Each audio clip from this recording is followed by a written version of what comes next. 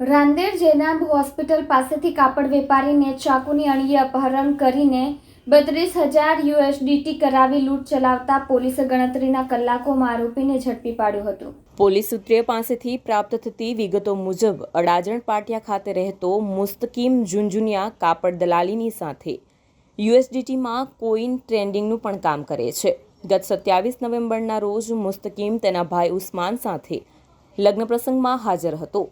તે સમયે તેના મિત્ર વસીમ સોલંકીએ એક પાર્ટીને USDT કોઈનની જરૂર છે તેમ કહીને કોઝવે રોડ ઉપર આવેલી ઝૈનબ હોસ્પિટલ ઉપર બોલાવ્યા હતા, જ્યાં ત્રણેય જણા હાજર હતા।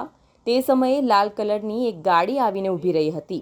તેમાંથી એક માણસે નીકળીને કારમાં બેસેલા મુસ્તકીમના ગળા ઉપર છરો મૂકી દીધો હતો અને પોતાની સાથે કારમાં આવવા દબાણ કર્યું હતું।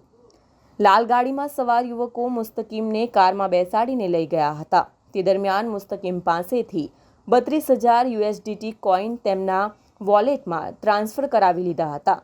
સાથે જ મુસ્તકીમ પાસેથી રોકડા 10,000 રૂપિયા લૂંટીને તેને લિંબાયત ઝોન ઓફિસ પાસે મૂકી દીધો હતો।